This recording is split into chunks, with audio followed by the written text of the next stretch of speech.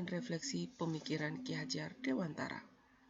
Saya, Dina Kristina Nio, calon guru penggerak Angkatan 9, Kabupaten Kupang.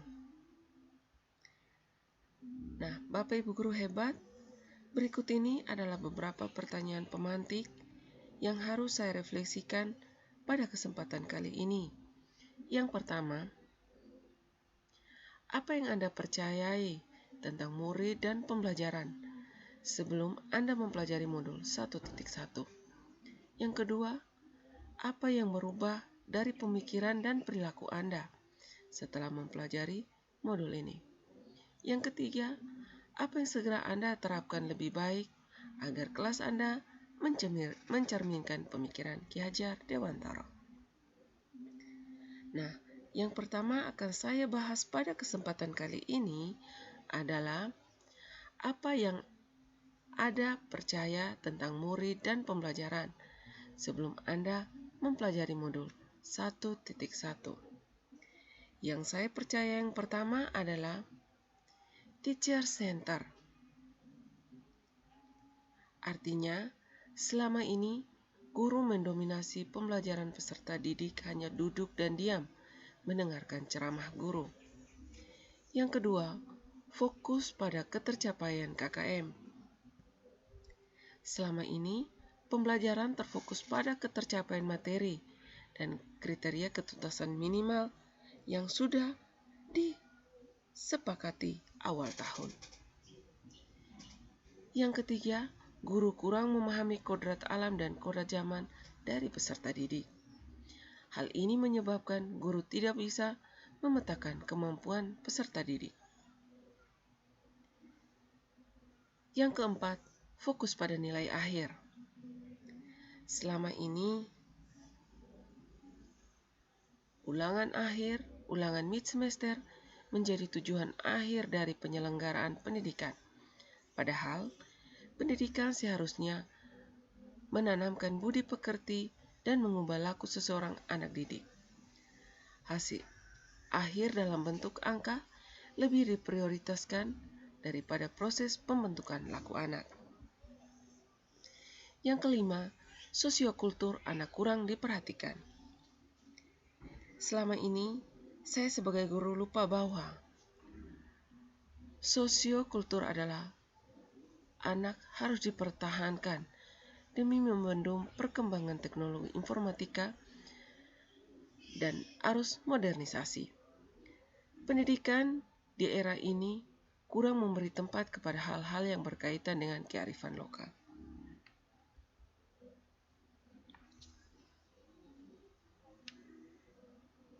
Nah, berikut ini saya akan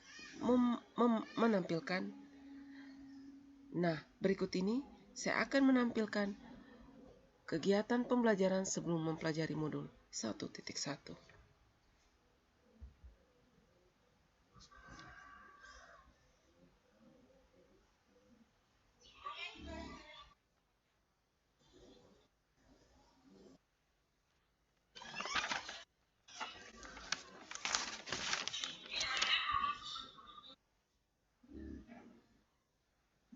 Pada video ini, tampak jelas bahwa sebagai seorang guru mendominasi kegiatan pembelajaran peserta didik hanya duduk dan mendengarkan.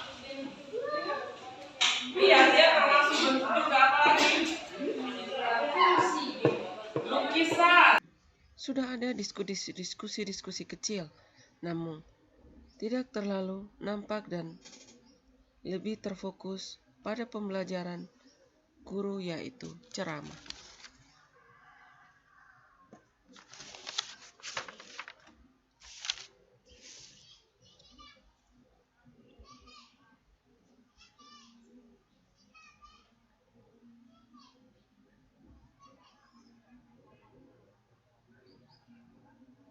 Nah, apa yang berubah dari pemikiran atau perilaku Anda setelah mempelajari modul ini?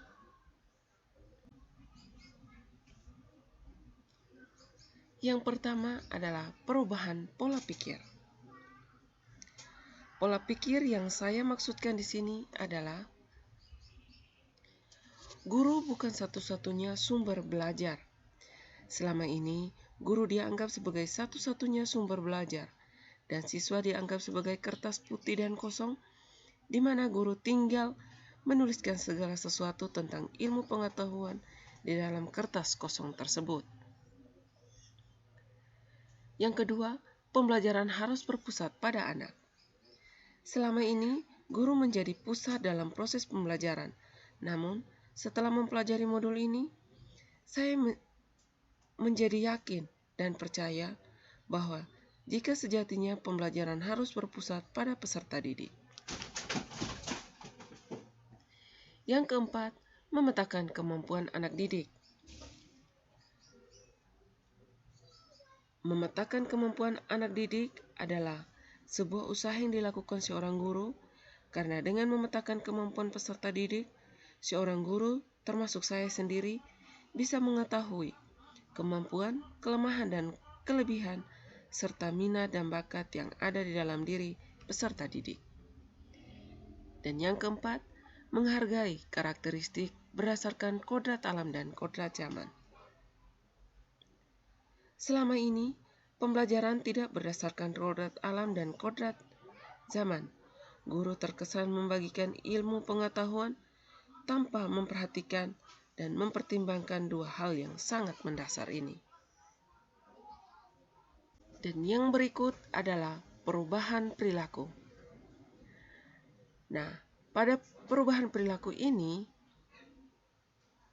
yang perlu saya rubah di sini adalah strategi pembelajaran. Strategi pembelajaran yang harus dikemas sedemikian rupa agar menarik peserta didik untuk mempelajari apa yang sudah disajikan. Yang kedua, memanfaatkan alam dan lingkungan. Alam dan lingkungan tempat tinggal peserta didik dapat pula menjadi sumber belajar bagi peserta didik. Selama ini, guru seolah-olah tidak memanfaatkan satu sumber alam yang besar ini.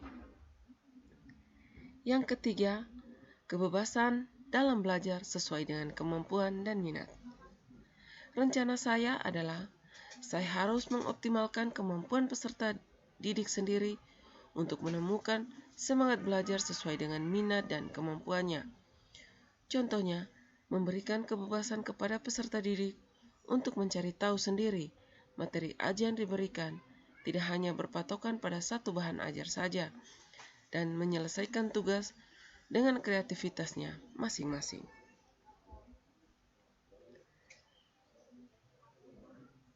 Dan yang ketiga, apa yang dapat segera Anda terapkan lebih baik agar kelas Anda mencerminkan pemikiran Ki Hajar Dewantara?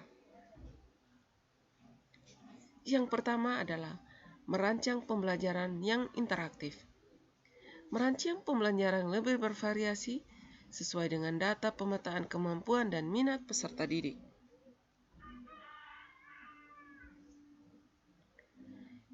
Yang kedua, budaya dan kearifan lokal. Menerapkan pembelajaran berbasis budaya dan kearifan lokal tempat peserta didik tinggal. Hal ini guna untuk menumbuhkan karakter budaya yang kuat dalam membendung pengaruh modernisasi dan globalisasi. Dan yang ketiga, budi pekerti. Nah, pada kesempatan kali ini, saya coba menanamkan budi pekerti kepada peserta didik dengan cara menekankan kembali pentingnya budi pekerti dalam pembelajaran. Yang keempat adalah sistem Among Ki Hajar Dewantara. Sistem Among Ki Hajar Dewantara menekankan pentingnya menuntun peserta didik, bukan menuntut. Saya sebagai guru seringkali menuntut siswa untuk mengerjakan tugas, menyelesaikan nilai ujian dengan hasil yang memuaskan tanpa memikirkan pentingnya menuntun. Yang kelima, pembelajaran yang memperhatikan kodrat alam dan kodrat zaman peserta didik.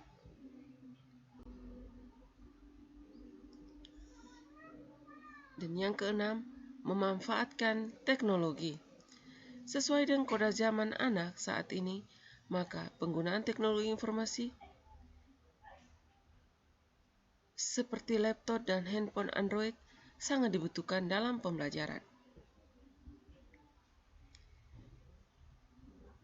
Nah, pada kesimpulan kali ini, yang pertama, guru harus mampu memetakan kemampuan peserta didik. Yang kedua, pendidikan sejatinya menuntun peserta didik menuju selamat dan bahagia, bukan menuntut. Yang ketiga, penanaman budi pekerti menjadi hal mutlak yang wajib ditanamkan kepada peserta didik. Yang keempat, pendidikan sejatinya adalah berhamba pada peserta didik.